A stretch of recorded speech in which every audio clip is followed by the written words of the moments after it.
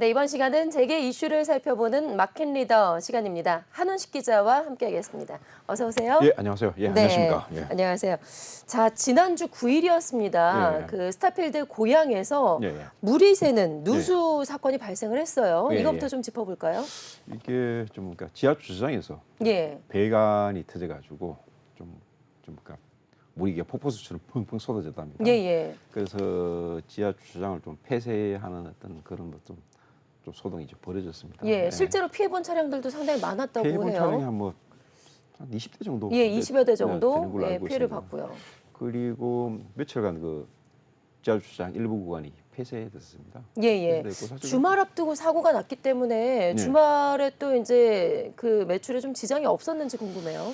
사실 요 사고 나고 난 다음에 제가 금요일 날 쭉 그 스타필드 운영사가 신세계 프로퍼티라는 회사입니다. 예, 예. 신세계 계열사인데 저 좀 전화를 해봤는데 뭐 약간 어떤 그런 매장 일부 매장에 대해서 뭐 이렇게 뭐 휴점이라든지 그런 계획 있냐고 하니까 그건 예. 전혀 없다고 얘기를 하더라고요. 그래서 아, 전혀 휴점을 하지 않았다고요? 하고 예.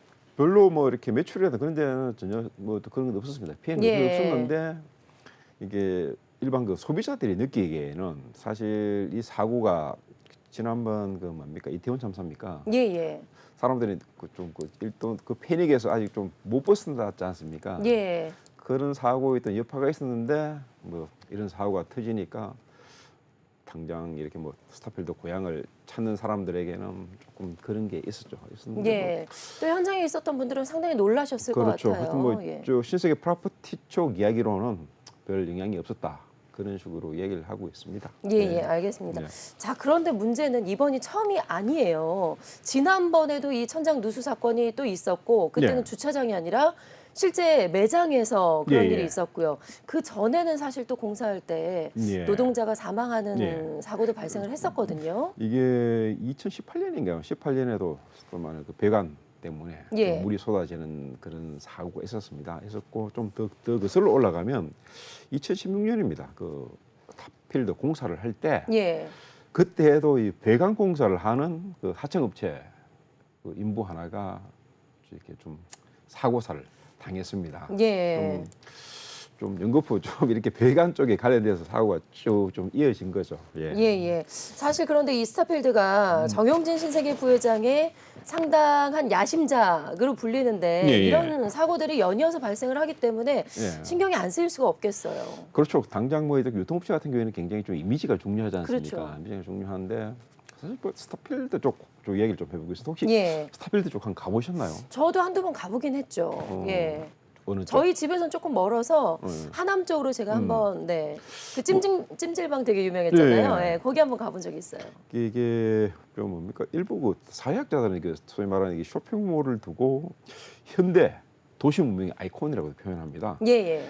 보통 그 크기가 일반 백화점 크기 한 10배 정도 됩니다. 엄청 크더라고요. 그 안에 뭐 찜질 수영장 있는 데도 있나요? 그건 혹시 모르게. 하남에도 수영장이 있고요. 예. 찜질방도 있고요. 되게 크죠. 그 안에서 원스톱 쇼핑이 이루어지는 거죠. 극장도 갈 수 있고, 뭐 쇼핑도 할 수 있고, 먹거리 같은 것도 할 수 있으니까. 아까도 말씀드렸듯이 현대에도 도시 문명의 어떤 그 아이콘이라고도 이야기하고 이게 예전에 그 뭐 20세기 초에 국내에 백화점이 쭉 생기지 않습니까? 예. 생길 때 보면 일부 뭐 시문명을 좀 이렇게 좀 체험해보고 싶은 사람들이 꼭 들린 곳이 옛날에 미스코시, 지금 신세계 예. 경성점이었거든요. 그 이상의 거기 그 소설 날개에도 그 미스코시 백화점 경성점이 나옵니다. 예. 저 뭡니까 제 꼭대기 올라가서 뭐 커피를 마시고 하는 그런 부분. 그 뭐 어떤 100년의 어떤 시간 간격이 있지만 뭐 지금의 어떤 그 복합 쇼핑몰은 새로운 어떤 문명을 또 체험할 수 있는 예. 그런 공간이라고 좀 평가됩니다. 스타필드가 들어서면 주변은 집값도 상당히 많이 예. 들썩인다고 하더라고요. 지금 뭐 사실상 그 하남에 있죠. 예. 코엑스몰에도 있고 안성에도 있고 예. 뭐 청라, 수원, 창원까지 지금 출범할 예정이라고요. 한마디로 스타필드의 지금 전국화를 꾀하고 있는 것 같은데. 중국화를 깨하고 있고 원래 또 광주 지역에는 예. 그 전남 광주광역시 같은 경우에는 전라도 광주광역시 그렇죠, 말씀하시는 전라도 거죠? 예. 광주광역시죠. 정확한 행정 명칭으로 전라도 광주광역시인데 이거 복합 쇼핑몰이 하나도 없었습니다. 예. 없었는데 이건 정치권 이야기로는 이게 7대 광역시 중에서 유일하게 복합 쇼핑몰 이런 데가 광주입니다. 광주광역시입니다. 왜냐? 정치권에서 나온 이야기입니다. 광주는 나름대로 어떤 그런 뭐랍니까 저항 정신, 광주 정신이지 않습니까? 예. 만약 스타필드 같은 뭐 이랬던 복합 쇼핑이 들어오게 되면 이런 저항 정신, 광주 정신 희석될 거라는 그런 지적이 있습니다. 그걸 또 정치적으로 해석을 하는 거군요. 아니 이게 예. 사실 그 민주당 쪽에서 예. 좀 얘기를 한 겁니다. 그 민주당 쪽 얘기를 한 거고 소위 말하는 그 뭐니까 광주 내에서도 시민단체가 있을 거 아닙니까? 예. 그쪽에서도 몇 번 이렇게 유통업체 롯데라든지 신세계 쪽에서 복합 쇼핑몰을 유치하려고 했었는데 그래도 반대에 부딪히고 있다고 합니다. 예. 그래서 지난번 그 민주당 대표 선거 때도 박용진 의원이 이걸 꼬집었습니다. 예. 어떻게 보면 광주 광역시에 복합 쇼핑몰을 두지 않는 것은 어떻게 보면 광주 정신을 이용하는 거다. 예. 그런 식으로 해서 꼬집기도 했었습니다. 예. 그럼 아직 광주는 확정이 안 된 건가요? 아직 확정됐군요. 확정은 아직 어디에 들을지는 확정이 안 됐습니다. 예. 이번에 윤석열 정부의 어떤 대선 공약에서 이게 사실 뭐 광주 광역시에 복합 쇼핑몰을 유치하겠다고 얘기했었습니다. 예. 그래서 지금 저 롯데하고 이쪽 그 신세계 쪽이 지금 뭐 입지를 지금 뭐 이렇게 좀 찾아보는 그런 중이라고 합니다. 예. 예. 한 윤석열 정부 임기 내에 뭐 이쪽 스타필드가 광주에 뭐 오픈하지 않겠냐 하는 관측이 나옵니다. 예, 예. 정용진 신세계 부회장이 이렇게 스타필드의 전국화에 대해서 공을 들이고 있는데 네. 이번에 누수 사건으로 인해서 브랜드 이미지는 좀 타격이 있을 것 같아요. 그런데 이게 예. 더 크게 나비 효과까지 불러일으키실 수 있다라는 말씀을 하셨어요. 이게 어떤 의미를 가지고 그렇죠. 사실 있을까요? 그 나비 효과라는 게 일종의 어떤 좀 기상학에서 나오는 어떤 그런 뭐 용어인데 어떤 그 특정한 곳에 어떤 그런 나비의 날개짓이 예. 뭐 다른 곳에서 어떤 그런 토네이도를 불러 일으킬 수 있다는 어떤 그런 네. 이론입니다. 그러니까 엄청나게 큰 사건 영향력을 발휘할 것이다라는 말씀이신 건데 예, 그렇죠. 이게 뭐, 어떤 파장까지 불러일으킬 수 이게 있을까요? 뭐 쉽게 얘기해서 뭐 하나의 어떤 그 배관 캠퍼에서 어떤 누수 사고였지만 당장 어떤 그런 뭐 스타필드 전체에 대한 어떤 그런 이미지 추락 그리고 스타필드 측에서는 이번 사고를 계기로 해서 전체 어떤 그런 스타필드 전국에 각기 있지 않습니까? 그 부분에 대해서 전수 조사를 어떤 벌이겠다는 어떤 계획을 내놨습니다. 내놨고 또 하나 뭐 지금 스타필드 운영사 신세계 프로퍼티의 어떤 이명록 대표라고 계십니다. 예, 예. 이분에 대한 어떤 거치 문제까지 좀 얘기가 되고 있습니다. 아, 연이어서 이렇게 사건이 발생하다 보니 책임 네. 소재를 찾다 보니 네. 대표가 좀 희생양이 될 수 있다. 뭐 뭐 그런 쉽게 얘기해서 의미인가요? 이쪽 신세계 그룹 안팎에서는 조금 누군가 책임을 져야 되지 않겠냐 예, 예. 하는 그런 지적이 나오고 있습니다. 나오고 예. 있고 또 이렇게 이명록 대표가 신세계 같은 경우에도 굉장히 좀 순혈주의 문화가 강합니다. 예. 원래 예전에 삼성그룹에서 출발했지 않습니까? 하고 당시 92년 말인가 93년 초에 그룹에서 분리가 됐었습니다. 그래서 지금 고위 임원들은 거의 그 삼성 출신들입니다. 그 옛날 삼성 공채들. 예. 그리고 93년부터 신세계 공채를 쭉 뽑았었는데 이명국 대표 같은 경우에는 원래 그 신세계 출신이 아니고 97년인가요? 뭐 신세계 그룹에 입사를 했었습니다. 중간 관리자급으로 입사를 하고 이분이 좀 부동산 전문가입니다. 아, 외부 인사로서 예, 그래서 다른 분야도 전문가군요. 네, 모 대학에서 부동산 관련 어떤 박사학위도 받았습니다. 받고 2016년부터 신세계 프로퍼티 대표이사를 맡았습니다. 예. 당시 정용진 회장이 야심차게 추진했지 않습니까? 예, 예. 하면서 그 스타필드 뭐 고향 하나를 좀 오픈하면서 그 업무를 좀 총괄을 하게 되었습니다. 하게 예. 되었고 2016년이면 벌써 뭐 수장자를 맡게 된 게 거의 한 7년 정도 되지 않습니까? 그렇죠. 몇 번 연임에 성공을 한 그렇죠. 거죠. 사실 그래서 저번 저 신세계 정기 임원인사에서 좀 이렇게 뭐 좀 세대 교체가 될 거라는 그런 이야기도 있었었는데 예.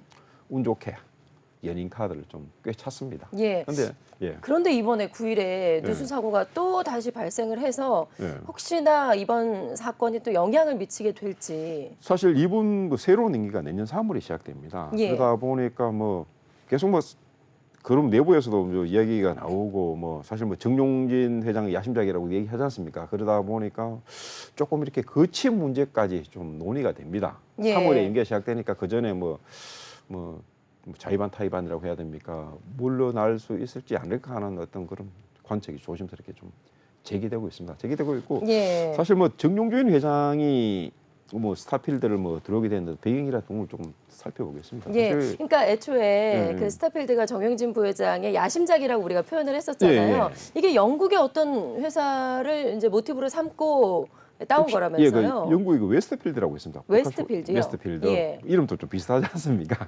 사실 그 정용진 회장이 보면 그 재계에서 보면 뺏기기 대마왕 그런 식으로 얘기를 합니다. 뺏기기 대마왕이요? 예. 굉장히 좀 브랜드를 많이 갖고 왔습니다. 예, 예.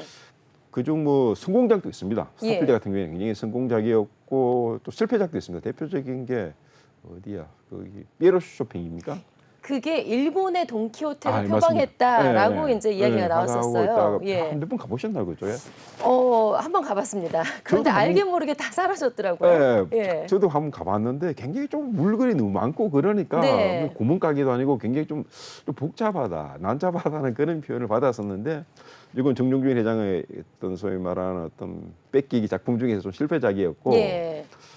다른 게 또 어떤 게 있을까요? 그 이마트 트레이더스 같은 예. 경우 이것도 소위 말하는 코스코. 코스트코. 네, 그대로 벤치마킹 한 겁니다. 예. 그리고 그 자주라고 있지 않습니까? 그렇죠. 예, 그것도 그 일본 그 무인양품 네. 무지를 벤치마킹 한 거고. 음. 그러니까 뭐 사실 유통업계에서 미국 뺏기게 한 거는 뭐 꼭 나쁘다고는 볼 수 있지 않습니까? 만들어 뭐 특장점 살려서 쭉 예. 키우면 되지 않습니까? 벤치마킹 할 수 있는 그렇죠. 거죠. 스타필드 같은 예. 경우에는 뭐 나름대로 외국에서 브랜드 뭐 약간 뺏기긴 했지만 그래도 성공작으로 평가를 받고 있습니다. 어떤 국내 뭐 복합 쇼핑몰 중에서 그래도 1등 자리를 좀 유지하고 있지 않습니까? 롯데몰이라든지 있지만 저도 고향 같은 경우에는 바로 옆에 조금 지척거리에 저 롯데몰이 있습니다. 저 두 군데 다 가봤는데 확실히 이쪽 스타필드 쪽이 제가 보기에는 더 낫더라고요. 롯데몰보다는 뭐 예. 롯데몰을 이렇게 폄하하는 건 아니지만 소비자들은 그런 거 느끼지 않습니까? 가가지고 얼마만큼 이 같은 장소에서 여러 가지 어떤 그런 뭐 여가를 즐길 수 있을까? 뭐 식사도 하고 영화도 보고 하던 그런 부분에서 스타필드가 그런 면에서 뭐 지금 같은 경우에는 서울 도심구 같은 경우에도 코엑스몰에 그 있지 않습니까? 예, 스타필드 예. 있는데 그 안에서도 모든 게 다 이루어지지 않습니까? 예. 강남도 그렇고. 제가 이쪽 신세계 프로퍼티 쪽하고 좀 이야기를 쭉 해봤었는데 굉장히 뭐 어떤 수익성도 괜찮답니다. 괜찮고. 수익성 매출이나 이런 면에서도 나는데 영업이익에서도 괜찮아요. 지금 아직은 스타필드 프로퍼티 같은 경우 계속 투자를 해야 되니까 예. 전국 각지에 이렇게 소위 말하는 어떤 스타필드 체인화를 이뤄야 되지 않습니까? 그 부분에 들어가는 돈은 좀 상당하답니다. 근데 각 지점에서 나오는 어떤 그런 뭐 운영 수익이라든지 그런 거 뭐 좋다. 괜찮다는 예. 식으로 표현을 하고 있습니다. 예. 그리고 스타필드가 사실 뭐 코엑스 말고는 약간 경기도 변두리 지역에 좀 생겼잖아요. 하남도 있고요. 예, 예. 그리고 고양 쪽도 있고요. 좀 오늘 새로 알게 된 사실인데 대표가 이제 부동산 전문가라고 예, 하셨잖아요. 예, 예.